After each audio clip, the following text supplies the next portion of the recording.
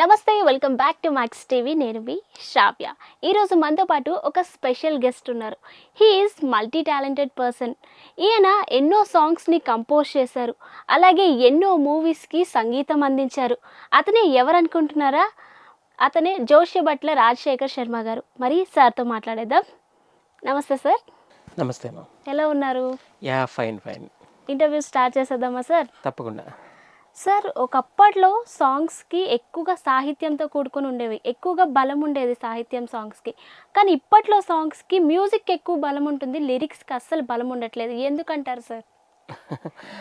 అంటే అప్పట్లో అంటే చాలా ఇంటర్వ్యూలో చెప్పాను నేను యాక్చువల్గా. సాహిత్యం ఒక పువ్వు అయితే కనుక దానికి ఆధారం కావాలి సంగీతం. అంటే ఒక కాడలాగా సపోర్ట్గా ఉండాలి తప్ప దాన్ని మింగేయకూడదు. సో ఇప్పుడు మీరు అంటున్న క్వశ్చన్లోనే ఉంది దానికి ఆన్సర్. సాహిత్యం అనేటువంటిది పైకి వెళ్ళిపోతుంది. ఐ మీన్ సంగీతం దాన్ని డామినేట్ చేస్తుంది కొంచెం. ఆ సౌండింగ్ మీద దృష్టి ఉంటుంది తప్ప సాహిత్యం వినబడేట్టుగా ఉంటే ఇంకా బాగుండేది యాక్చువల్గా. అది సాహిత్యం మీద ఇంట్రెస్ట్ ఉండాలి మ్యూజిక్ డైరెక్టర్కి ఆర్ లిరిసిస్ట్కి, whatever it may be. అంటే సాహిత్యాన్ని ఇంకొంచెం వినబడేట్టుగా ఉంటే కనుక ఇంకొంచెం బాగుంటుంది. బట్ మీరంటున్న దాని ప్రకారం లెక్కేసుకుంటే కనుక సాహిత్యపరమైనటువంటి మంచి మంచి సాంగ్స్ కూడా ఇంకా ఇప్పటికీ ఉన్నాయి. లైక్ సీతారామం కానీ 35 కానీ వీటిలో చాలా మంచి మంచి సాంగ్స్ ఉన్నాయి యాక్చువల్ వినబడేవి. సో అవి కూడా చూద్దాం మనం. ఆలుకు కూడా వేద్దాం. ఓకే సార్, మరి మీరు అప్కమింగ్ ప్రాజెక్ట్స్ ఏమైనా చేస్తున్నారా సార్? యా అవుతున్నాయి. అంటే డిస్కషన్లో కొన్ని ఉన్నాయి, కొన్ని ఏమో వచ్చి లైన్లో ఉన్నాయి. ఓకే అయిన తర్వాత చెప్పాలని చెప్పి అలా అవుతున్నాను అనమాట. ఓకే సార్, ఒకవేళ మీరు అప్కమింగ్ ప్రాజెక్ట్స్లో చేస్తున్నారు కదా, అయితే మీరు ఏ జోనర్లో తీసుకుంటున్నారు సార్? అంటే ఎక్కువగా మీరు క్లాసికల్లో ఎక్కువ టచ్ ఉండేవాళ్ళు కదా, సో ఎక్కువగా క్లాసికల్ సాంగ్స్ తీసుకుంటున్నారా, డివోషనల్ తీసుకుంటున్నారా, ఏ జోనర్లో తీసుకుంటున్నారు సార్? అలానేం లేదు. అంటే ఇప్పుడు హానెస్ట్లీ నేను చేసిన సినిమాలన్నీ ఒకసారి చూసుకుంటే కనుక ఆంధ్రపూర్ నుంచి గత 10 years నుంచి చూసుకుంటే కనుక ఆంధ్రపూరి అనేది ఒక చిన్న మెలోడీ టైప్ ఆఫ్ మ్యూజిక్. అది అంతా మెలోడీ అండ్ చిన్న ఫోకిష్నెస్ ఉండేటువంటిది. తర్వాత బొంబాట్ తీసుకుంటే కనుక పూర్తి స్థాయి వెస్ట్రన్ టైప్ ఆఫ్ కల్చర్ ఉన్నటువంటిది అది. అందులో మెలోడీ ఉంది, అందులో సెంటిమెంట్ ఉంది, అందులో క్లాసికల్ ఉంది, అందులో వెస్టర్నైజ్డ్ ఉంది.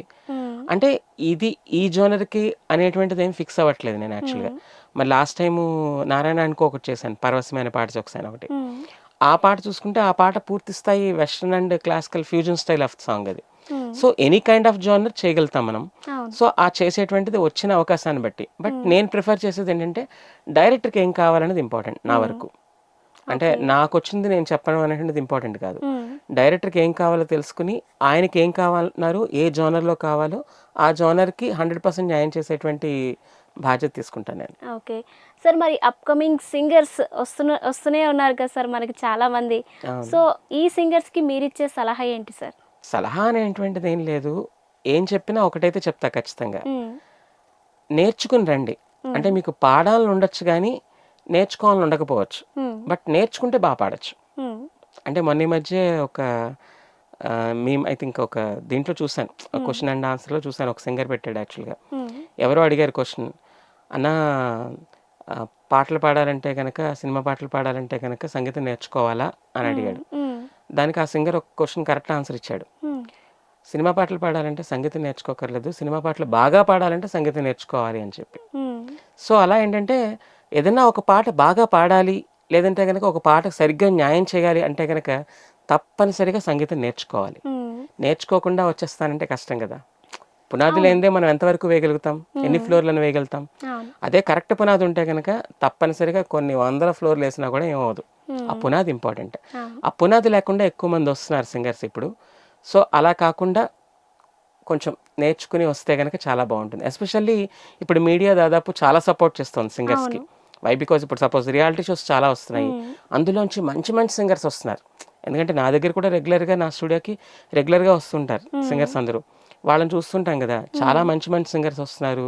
అందరూ సగం మంది నేర్చుకుని వస్తున్నారు, బాగా నేర్చుకుని వాళ్ళు ఉన్నారు కానీ బట్ వాళ్ళు ఏదో తాపత్రయం కొద్దీ నేర్చుకోవడానికి ట్రై చేస్తున్నారు కానీ వాళ్ళు నేర్చుకోవట్లేదు.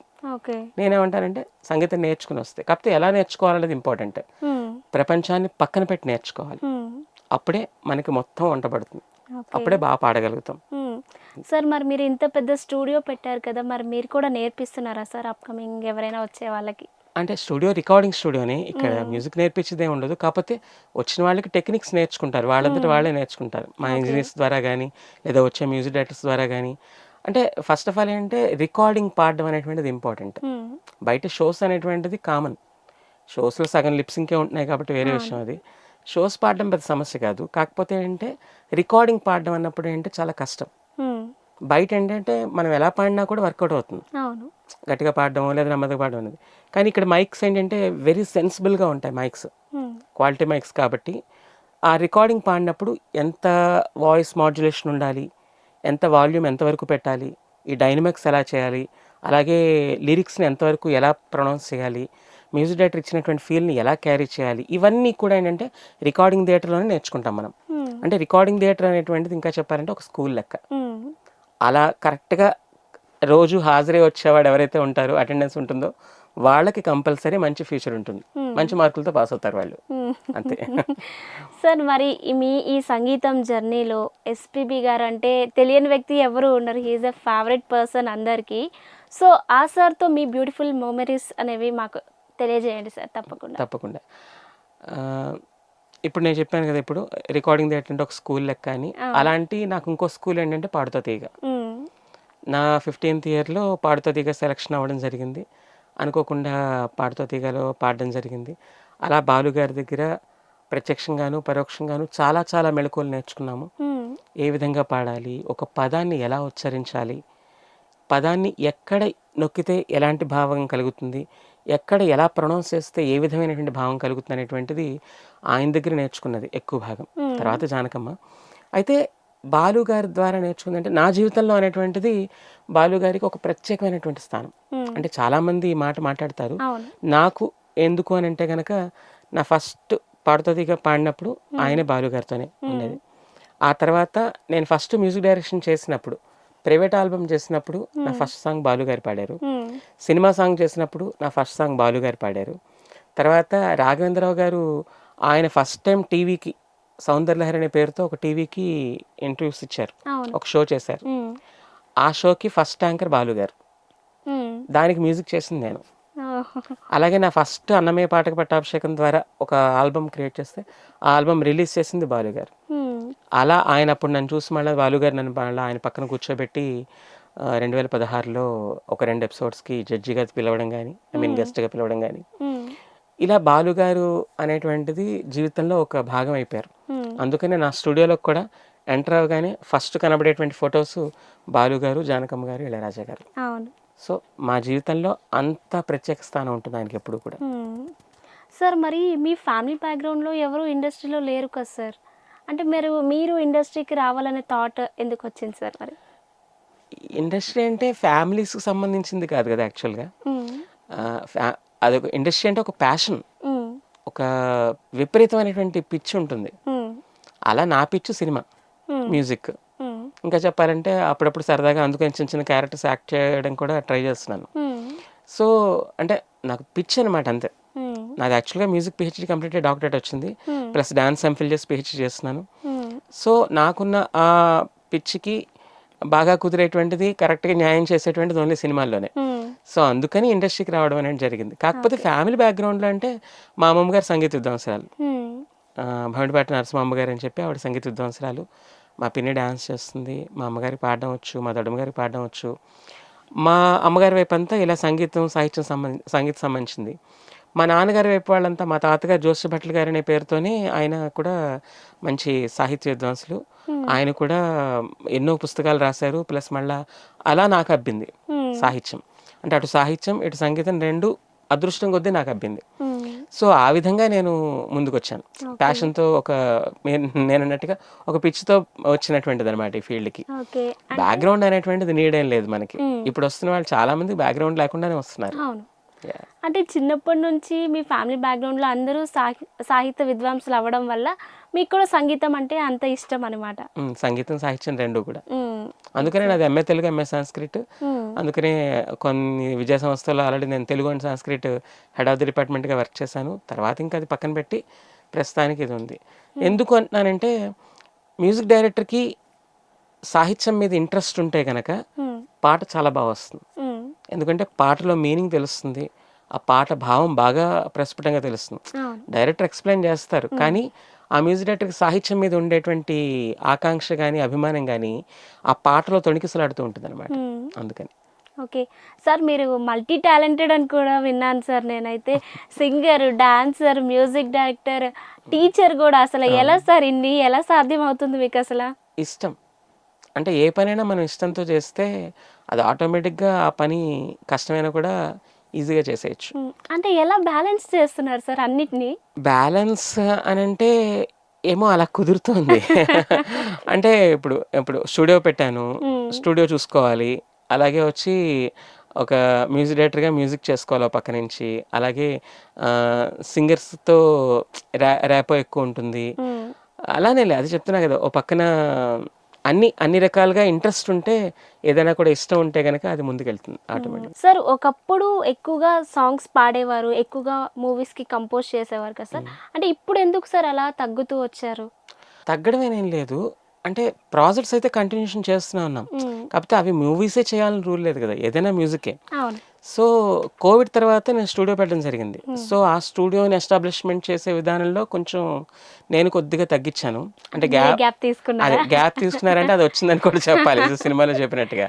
సో, గ్యాప్ తీసుకోవడం అని కాదు గానీ, స్టూడియో గురించి ఎక్కువ ఇంట్రెస్ట్ చూపించడం, స్టూడియో మీద ఎక్కువ ఎస్టాబ్లిష్ చేయడానికి ఇంట్రెస్ట్ చూపించడం. హ్మ్. తర్వాత అదే విధంగా వచ్చి ఇంకొకటేంటంటే, ఈ మధ్య కాలంలో నేను తీసుకున్న కొంచెం స్ట్రాంగ్ డెసిషన్ ఏంటంటే, కొద్దిగా ఒక మంచి ప్రాజెక్ట్స్ వస్తే చేద్దామని చెప్పి. హ్మ్. అంటే ఇప్పుడు కొన్ని కొన్ని ఏంటంటే, చిన్న చిన్న ప్రాజెక్ట్స్ ఎలా అవుతుందంటే, మనకి మంచి కంటెంట్ ఉంటే పర్లేదు. హ్మ్. మంచి కంటెంట్ లేకుండా ఏదో ఒకటి ఒప్పేసుకొని, చేసి అనవసరంగా మనం నేమ్ తగ్గించుకోవడం కన్నా కూడా, మంచి ప్రాజెక్ట్స్ వస్తే చేద్దామని చెప్పి చూస్తున్నాను. ప్లస్ స్టోరీస్ కూడా సెలెక్టెడ్ మోడ్‌లో వెళ్తున్నాను యాక్చువల్‌గా హ్మ్. కొంచెం. అంటే ఓకే. బికాజ్ ఎందుకంటే ఆహ్, అట్‌లీస్ట్ ఒక మంచి కంటెంట్, హ్మ్. అట్‌లీస్ట్ ఒక మంచి మ్యూజిక్‌కి పేరొచ్చేటువంటి సినిమా గాని, హ్మ్. లేదా కొంచెం ఒక మంచి ప్రొడక్షన్ గాని, లేదా ఒక మంచి హీరోతో వెళ్ళాలని గాని, ఇలా రకరకాలుంటుంది. హ్మ్. బట్ నేను ఇవేమి కూడా చూడకుండా చేసిన సినిమాలు చాలా ఉన్నాయి. అవును. Because of only content based. ఇప్పుడు హ్మ్. సపోజ్ 'మిణుగురులు' చేశాను నేను. అవును. 'మిణుగురులు' అనే సినిమా పెద్ద ప్రొడక్షన్ కాదు.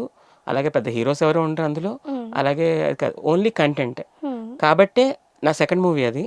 కాబట్టే ఆ cinema Oscar nominated movie. Hmm. తెలుగులో first Oscar nominated movie 'Minugurulu.' Okay. నా సెకండ్ మూవీనే అది ఆ రేంజ్‌కొచ్చిందంటే నా హ్మ్. అదృష్టం కదా అది. అవును. అంటే తీసుకునే డెసిషన్స్ అలా ఉంటే బావుండేది. హ్మ్. అందుకనేసి ఇప్పుడు కొంచెం ఆ విధానంలో వెళ్తున్నాననమాట.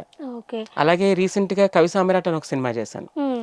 చాలా మంచి సినిమా. 'ఎల్వి శ్రీరామ్' గారు, 'విశ్వనాథ్ సత్యనారాయణ' గారిగా యాక్ట్ చేసినటువంటి సినిమా అది. 1 హ్మ్. Hour movie. హ్మ్. ఆహాలో స్ట్రీమ్ అవుతుంది ఆల్రెడీ. ఓకే. చాలా మంచి పేరొచ్చింది. హ్మ్. అంటే విమర్శకుల దగ్గర నుంచి గానీ, పెద్ద పెద్ద వాళ్ళ దగ్గర నుంచి గానీ, తోటి మ్యూజిక్ డైరెక్టర్స్ దగ్గర నుంచి గానీ నాకు చాలా మంచి పేరొచ్చిన సినిమా అది. కాకపోతే అదేంటంటే ఈ ఓటీటీలో వాటిలో వెళ్ళిపోవడం మూలంగా మన పేరు ఎక్కువ అంటే నానకపోవచ్చు గానీ, అవును. బట్ స్టిల్ పేరైతే మంచి పేరొస్తుంది ఆ సినిమాకి. హ్మ్. సో, అలాంటి మంచి సినిమాలు చేద్దామని చెప్పి హ్మ్. ఆలోచిస్తున్నా. ఒక కంటెంట్ బేస్డ్ ఉన్నటువంటి cinema. Okay. Yeah! So, content బాగుంటేనే మీరు సినిమా చేస్తా అని స్ట్రాంగ్ డెసిషన్ అయితే ఆ! తీసుకున్నారంటారు. ఒక రకంగా. ఎందుకంటే కంటెంట్ అన్నా బావుండాలి. లేదంటే అట్‌లీస్ట్ మన మ్యూజిక్ అన్నా పేరొచ్చేటట్టుగా ఉండే హ్మ్. సినిమాలు చేద్దామని. సార్ మరి మీరు నెక్స్ట్ ప్రాజెక్ట్స్ కంటిన్యూ చేయాలనుకుంటున్నారు కదా! సో, ఏ డైరెక్టర్‌తో వర్క్ చేయాలనుకుంటున్నారు సార్? అలానేం లేదండి. హ్మ్. పర్టిక్యులర్‌గా కంటెంట్ తీసుకొచ్చే ఏ మంచి డైరెక్టర్ అయినా నో ప్రాబ్లమ్. హ్మ్. ఎందుకంటే ఇప్పుడు సపోజ్ ప్రస్తుతం వస్తున్న డైరెక్టర్స్ అందరూ కూడా మంచి కంటెంట్‌తో వస్తున్న వాళ్ళే. అవును. మీరు అబ్జర్వ్ చేస్తే గనక హ్మ్. రీసెంట్‌గా నేను ఒక చిన్న క్యారెక్టర్ చేశాను. 'వీరాంజనేయులు విహారయాత్ర' అని ఒక సినిమా. హ్మ్. ఈటీవీ విన్‌లో స్ట్రీమ్ అవుతుంది అది యాక్చువల్లీ. ఓకే. దాని డైరెక్టర్ అనురాగ్ పాలుట్ల అని తమ్ముడిలాగా నేను భావిస్తాననమాట. హ్మ్. బికాజ్ ఆఫ్ తన అన్నయ్య అని పిలుస్తాడు నన్ను. తనతో ఇంతకుముందు నేను 'ఐ డ్రీమ్‌లో' కొన్ని వెబ్ సీరీస్ చేశాను. ఓకే. అంటే నేను యాక్ట్ చేశాను యాక్చువల్‌గా. హ్మ్. సో, అదే కంటిన్యూ చేస్తూ తను చిన్న క్యారెక్టర్ చేయమంటే చేశాననమాట సరదాగా. హ్మ్. తను చాలా మంచి కంటెంట్ ఉన్నటువంటి డైరెక్టర్. ఓకే. సో, అలాంటి వాళ్ళతో గాని, లేదంటే ఇప్పుడు 'కవి సామ్రాట్' చేసినటువంటి సవిత్ ఉన్నాడు. హ్మ్. సవిత్ కూడా చాలా మంచి డైరెక్టరు. తను కూడా మూవీస్ ప్లాన్ చేస్తున్నారు. సో, వాళ్ళతో గాని అంటే ఎవరొచ్చినా కూడా కంటెంట్ ఓరియెంటెడ్‌గా ఎవరొచ్చినా కూడా హ్మ్. చేయాలని అనిపిస్తుంది. అలాగే పెద్ద మ్యూజిక్ డైరెక్టర్లతో అంటే ఐ మీన్ పెద్ద డైరెక్టర్లతో ఎవరితోనా సరే చేయొచ్చు. హ్మ్. కాకపోతే మన దాకా రావాలి అవకాశాలు. అవును. సో, అంటే అవకాశాలు రావాలంటే మనం అడగాలా ఇలాంటివన్నీ తెలీదు నాకు. హ్మ్. ఎలా అడగాలో తెలీదు. ఇప్పటిదాకా నేను చేసిన ఏ ప్రాజెక్ట్ కూడా నేను అడిగిన ప్రాజెక్ట్ కాదు. ఓకే. అన్నీ నాకొచ్చిన ప్రాజెక్ట్సే నేను చేశాను. హ్మ్. ఇంకా అడగాలా అంటే ఇంకా అవకాశం బట్టి. ఓకే. సో, మీరు ఒకవేళ వాళ్ళ దగ్గర నుంచి మీకు అప్రోచ్ అవ్వడానికి అవకాశం ఉంటే తప్పకుండా చేస్తారా సార్? అయ్యో! తప్పకుండా. ఎవరొచ్చినా నేను చేస్తా ఖచ్చితంగా. హ్మ్. కాకపోతే కంటెంట్ బావుంటే చాలు. అంతకు మించి ఇంకేం లేదు. యాహ్! మరి మీకు ఈ తెలుగు ఇండస్ట్రీలో టీఎఫ్ఐలో మీకు నచ్చిన ఫేవరెట్ మ్యూజిక్ డైరెక్టర్ ఎవరు సార్? చాలామందే ఉన్నారు. అంటే పెద్దవాళ్ళని పక్కన పెట్టేస్తా. ఎందుకంటే పెద్దవాళ్ళు చాలామంది నేను చాలా ఇంటర్వ్యూస్‌లో చెప్పాను యాక్చువల్‌గా. అవును. ఎంఎస్ విశ్వనాథన్ గారు, ఇళయరాజా గారు, మణిశర్మ గారు అండ్ కీరవాణి గారు, రెహమాన్ సారు అంటే నేను రెహమాన్ సార్ దగ్గర వర్క్ చేశాను కాబట్టి. ప్లస్ విద్యాసాగర్ గారు వీళ్ళందరూ చాలా ఇష్టమైనటువంటి మ్యూజిక్ డైరెక్టర్స్. కాకపోతే ఇప్పుడొస్తున్నటువంటి అంటే నా తోటి మ్యూజిక్ డైరెక్టర్స్ చూసుకుంటే గనక నాకు వివేక్ సాగర్ గారంటే చాలా ఇష్టం. అలాగే ప్రశాంత్ విహారీ అంటే చాలా ఇష్టం. వీళ్ళిద్దరిలో ఏంటంటే ఒక తెలియనటువంటి చిన్నపాటి మెలోడినెస్ హాంటింగ్ ఉంటుంది కొంచెం. వాళ్ళిద్దరు చాలా మంచి మ్యూజిక్ డైరెక్టర్స్ నా దృష్టిలో. అలాగే ఇప్పుడొస్తున్న సీతారామ మ్యూజిక్ డైరెక్టర్ గారు విశాల్ చంద్రశేఖర్ గారు. ఆయనన్నా నాకు చాలా ఇష్టం. ఎందుకంటే స్టిల్ ఇంకా ఇప్పటికీ ఇంకా కొంచెం ఆ క్లాసికల్ బేస్డే వెళ్తూ మ్యూజిక్ కంపోజ్ చేయడం అనేటువంటిది నాకు చాలా ఇష్టం. అలా అంటే అవి పర్మనెంట్‌గా ఉంటాయి. అందుకని మీకు అబ్జర్వ్ చేస్తే కనుక అంత సీతారామం ముందు ఉన్న మ్యూజిక్‌కిని, సీతారామం తర్వాత ఉన్న మ్యూజిక్‌కి చాలా చేంజ్ ఉంది. అవును. సీతారామన్ తర్వాత చాలామంది ఈ క్లాసికల్ మ్యూజిక్‌తో కొంచెం ట్రావెల్ చేద్దామని చెప్పి చూస్తున్నారు. అవును. ఎక్కువ మంది ఇష్టపడుతున్నారు కూడా అదే యాక్చువల్‌గా. ఫ్లోలో వెళ్ళడానికి. అంటే ఆడియన్స్ ఎప్పుడూ కూడా ఇష్టపడతారు. కాకపోతే ప్రొడ్యూసర్ అండ్ డైరెక్టర్ ఏంటంటే అది ఇష్టపడరేమో అనుకుని దాన్ని పక్కన పెట్టేస్తారు. అవును. కానీ యాక్చువల్‌గా క్లాసికల్ మ్యూజిక్ కన్నా, క్లాస్ మ్యూజిక్ కన్నా కూడా దేన్నైనా కూడా ఆడియన్స్ ప్రతి మ్యూజిక్‌ని ఇష్టపడతారు. అవును. లేదంటే సీతారామన్ని హిట్ చేసేవాళ్ళు కాదు. లేదా 35ని హిట్ చేసేవారు కాదు. ఇలా దాంట్లో. అవును. సార్ మరి మనకి ఈ తెలుగు ఫిల్మ్ ఇండస్ట్రీలో క్వాలిటీ ఆఫ్ మ్యూజిక్ డైరెక్టర్స్ చాలా తక్కువ మంది ఉన్నారు కదా సార్. అంటే జనరల్‌గా మనకి అనిరుద్ గారు లేదా ఏఆర్ రెహమాన్ గారు వీళ్ళే వినిపిస్తున్నారు చాలా తక్కువగా. అంటే ఇంకెవరు లేరా సార్ మరి? ఎందుకు లేరు ఉన్నారు. అంటే ఇప్పుడు క్వాలిటీ మ్యూజిక్ అంటే తమన్ గారు మంచి క్వాలిటీ సౌండింగ్ ఇస్తారు. అలాగే వచ్చి డీఎస్‌పీ గారు మంచి క్వాలిటీ సౌండింగ్‌తో పాటు మంచి మెలోడీ హాంటింగ్ ట్యూన్స్ ఇస్తారు. అవును. సో, లేకపోవడం ఏం లేదు. కాకపోతే తక్కువ మంది ఉన్నారు. అంతే. అంటే అట్‌లీస్ట్ మంచి మెలోడీ ట్యూన్స్ ఇవ్వలేని వాళ్ళు ఉన్నారు చాలామంది. అవును. లేదంటే గనక మ్యూజిక్ చెప్పాను గదా! నేర్చుకోకుండా వచ్చేవాళ్ళు ఎక్కువ మంది ఉన్నారు. సో, వాళ్ళని మనం ఏమి అనలేము. ఎందుకంటే వాళ్ళ టైం బాగుంది కాబట్టి ముందుకెళ్తున్నారు వాళ్ళు. కాకపోతే ఏంటంటే ఇంకా రావాలి. అంటే ఉన్నారు ఇంకా చాలామంది ఉన్నారు. మంచి మ్యూజిక్ సెన్స్ ఉండి, మ్యూజిక్ నేర్చుకుని చేసేవాళ్ళు చాలామంది ఉన్నారు. వాళ్ళకి అవకాశాలు రావాలంతే. అంతకు మించి ఇంకేం లేదు. కాకపోతే ఎక్కువ భాగం ఏంటంటే మీరన్నట్టు అదర్ లాంగ్వేజెస్ వాళ్ళు మనకి ఇక్కడికి ఎక్కువగా వస్తున్నారు. అది ఇంకా ప్రొడ్యూసర్ అండ్ డైరెక్టర్స్ చాయిస్ అదంతా కూడా. ఇక్కడ బాధ ఏంటంటే ఒక చిన్న విషయంలో మనకి ఇక్కడ వాళ్ళు క్లాసికల్ మ్యూజిక్ సంబంధించింది ఏదైనా ఒక మంచి ట్యూన్ చేస్తే అబ్బే అది క్లాసికల్ మ్యూజిక్ అండి అని అంటారు. అదే అదర్ లాంగ్వేజెస్ వాళ్ళు సేమ్ అదే ట్యూను ఒకవేళ వాళ్ళు చేస్తే కనుక అబ్బాయి భలే ఉందండి అని అంటారు. అవును. ఆ చిన్నపాటి ఫీల్ ఏదైతే ఉందో అది కొంచెం ఇబ్బందిగానే ఉంటుంది. దాన్ని కొంచెం చూసుకుంటే అంటే మన తెలుగు వాళ్ళే మనకు సపోర్ట్ చేయట్లేదు అంటారా? ఒక రకంగా అంతే. మరి మీరు ఇండస్ట్రీకి వచ్చిన తర్వాత ఎలాంటి ఆబ్స్టాకిల్స్ ఫేస్ చేశారు సార్? ఉంటాయండి. ఎందుకంటే నేను స్టిల్ ఇప్పటికి కూడా అదే ఫేస్ చేస్తున్నాను ఒక రకంగా చెప్పాలంటే. ఎందుకంటే నేను చేసిన స్టార్టింగ్ సినిమాలన్నీ కూడా కొంచెం మెలోడీ అంటే క్లాసికల్ బేస్డ్ ఇలా ఉన్నాయి. వై బికాజ్ నాకు ఏదైతే అవకాశం వస్తుందో ఆ అవకాశాన్ని నేను 100% యూజ్ చేసుకుంటాను. కాకపోతే ఆ అవకాశం వచ్చినవి ఎక్కువ భాగం ఈ జోనర్‌లో వస్తున్నాయి. అంటే క్లాసికల్ జోనర్‌లో అండ్ లేదా వెస్టర్న్ జోనర్ లేదా మెలోడీ జోనర్ ఇవి వస్తున్నాయి యాక్చువల్‌గా. నేనేమంటానంటే ఫస్ట్ ఆఫ్ ఆల్ నా దగ్గరికి వచ్చేవాళ్ళు ఏది అడిగితే అదే ఇస్తాను నేను. అది నా తప్పు కాదు. సో, అది వచ్చిన వాళ్ళకి అది కావాలి. సో, నా దగ్గరికి వచ్చారు, అడిగారు, నేను ఇస్తున్నాను. ఇప్పుడు వేరే వాళ్ళు వెస్టర్న్ ఇప్పుడు 'బొంబాట్' సినిమా అదే అంటున్నాను. 'బొంబాట్' సినిమా రాఘవేంద్ర వర్మ గారు యాక్చువల్‌గా డైరెక్టర్. నా నుంచి అంత మంచి వెస్టర్నైజ్డ్ సాంగ్స్ కూడా తీసుకున్నారు. కాకపోతే అది కోవిడ్‌లో వచ్చిన మూలాన అమెజాన్‌లోకి వచ్చేసింది కాబట్టి డైరెక్ట్‌గా చాలా తక్కువ మందికి తెలిసాము. బట్ చాలా మందికి తెలుసు ఆ సినిమా 'బొంబాట్' అనే సినిమా. సుశాంత్ రెడ్డి గారు అండ్ చాందిని చౌదరి గారు అండ్ సిమ్రన్ చౌదరి గారు చేసిన సినిమా అది. చాలా మంచి సినిమా అది. సో, అలాగే మన 'నారాయణ అండ్ కోలో' పరవశం పాట కూడా అది చాలా మంచి వెస్టర్నైజ్డ్ పాట అది. సో, ఈ స్టైల్ ఆఫ్ పాటలు కావాలన్నప్పుడు ఆ స్టైల్ పాటలు ఇచ్చాను నేను. సో, మరి నన్ను ఒక జోనర్ కింద లెక్కేయకూడదు. నేనేమంటానంటే మనకి ఎలా ఉంటుందంటే ఎక్కువ ఎస్పెషల్లీ తెలుగు ఇండస్ట్రీలో వీళ్ళు క్లాసికల్ అని ఒక రాటకు కట్టేస్తారు. లేదంటే వీళ్ళు డెవోషనల్ ఇలా రాటకు కట్టేస్తారు. నాకు ఏదొస్తే అది నేను పూర్తిగా నేను 100% యూజ్ చేసుకున్నాను. అంతే తప్ప అది ఏదొచ్చినా చేస్తాను నేను. సో ఏ జోనర్ అయినా పర్వాలేదు మీ అంతటా మీరు తప్పకుండా చేస్తా అంటారు. Because I know music. మ్మ్.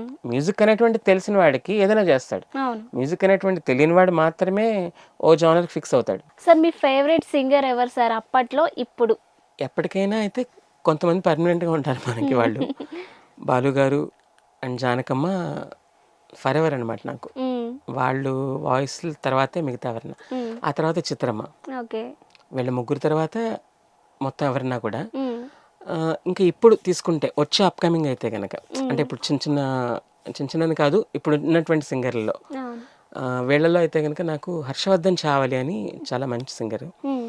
అంటే తన వాయిస్లో అందరూ టాప్ పాడిస్తారు కానీ తన వాయిస్లో ఒక మంచి మెలోడీ ఉంటుంది బేస్లో. మ్మ్. చాలా బాగుంటుంది. అంత బాగా పాడతాడంటే అతను అదే వాసివాడి తసాదియా పాట పాడిన అతను అనమాట. మ్మ్.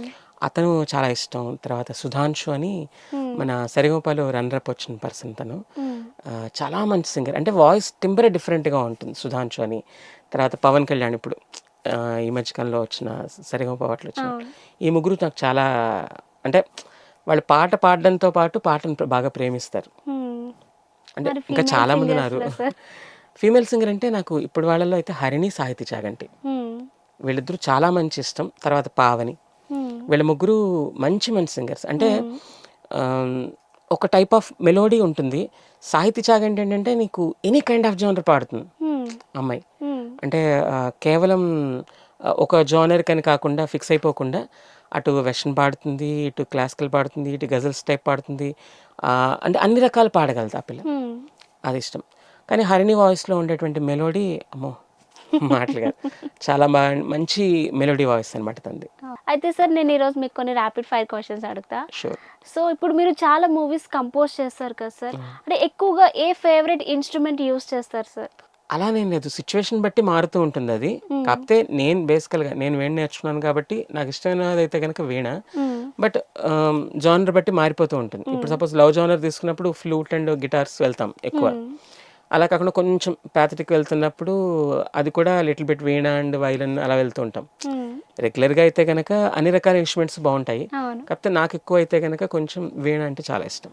ఓకే సార్, మీ favourite genre sir? Any genre.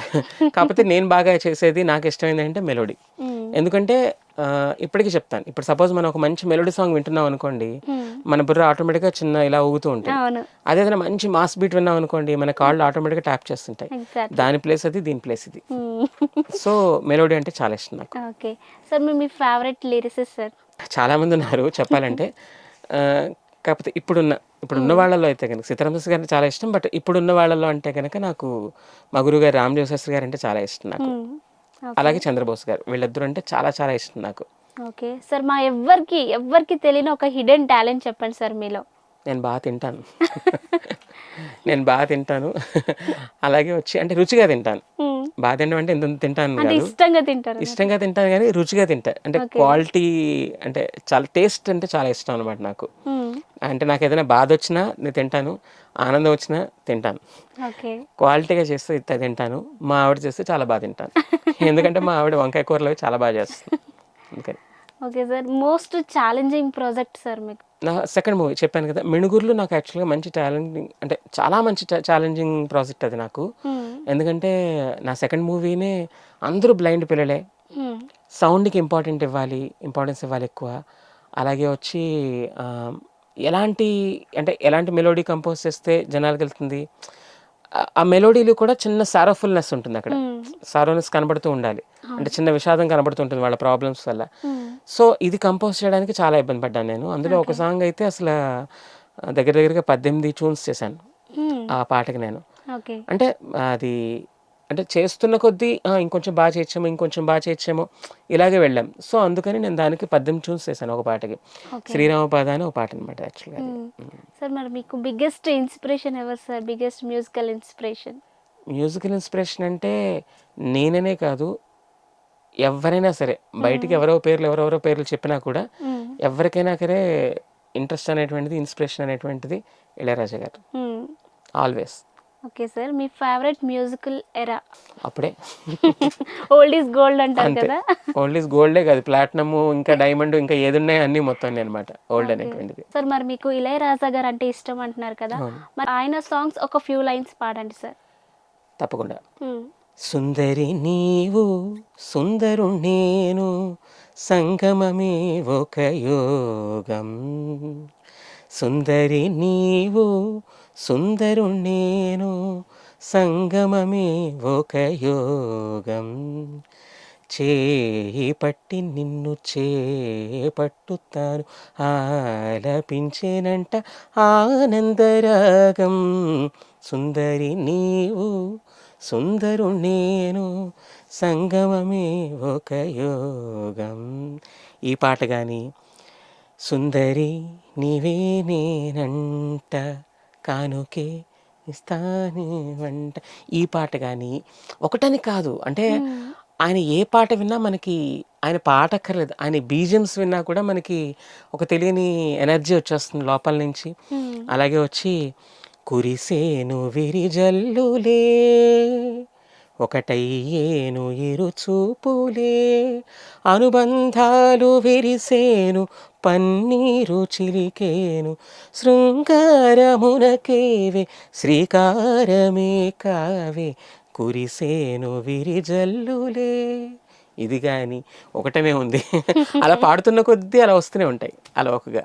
Okay sir, ఇప్పుడు అప్పట్లోనే పాడారు కదా సార్, మరి ఇప్పట్లో మీకు ఏదైనా సాంగ్ నచ్చిందా సార్?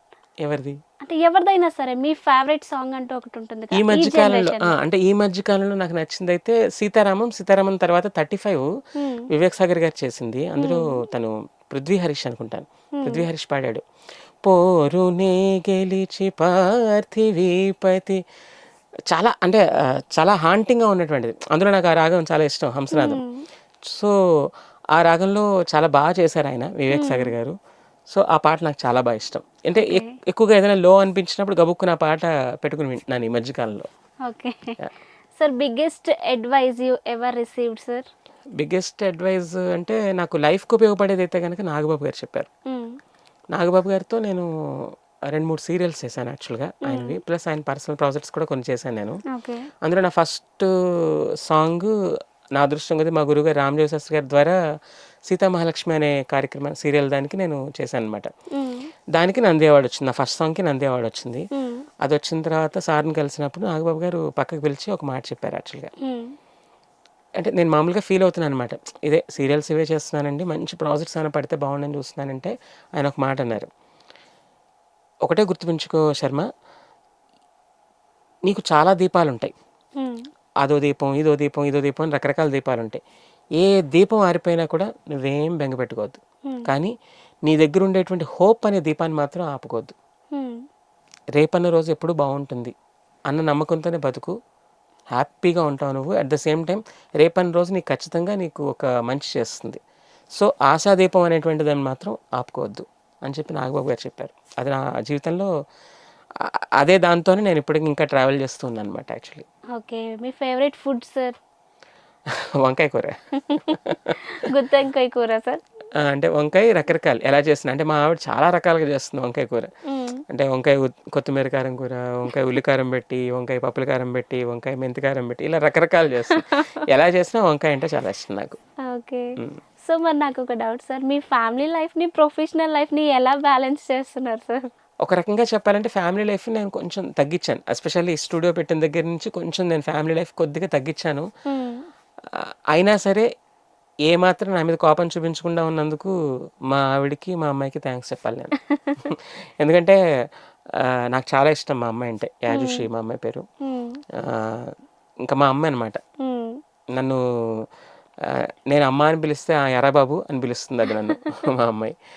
ప్లస్ ఏదన్నా ఉన్నా కూడా నేను మా అమ్మాయితో ఒకసారి మాట్లాడితే, అంటే లోలో ఉంటే కనుక మా అమ్మాయితో ఒకసారి మాట్లాడినా, లేదా మా అమ్మాయిని చూసినా, లేదా మా అమ్మాయితో 10 నిమిషాలు మాట్లాడుకుంటే చాలు, మళ్ళా ఎనర్జీ వచ్చేస్తుంది, రీఛార్జ్ అనమాట, ఫుల్ రీఛార్జ్.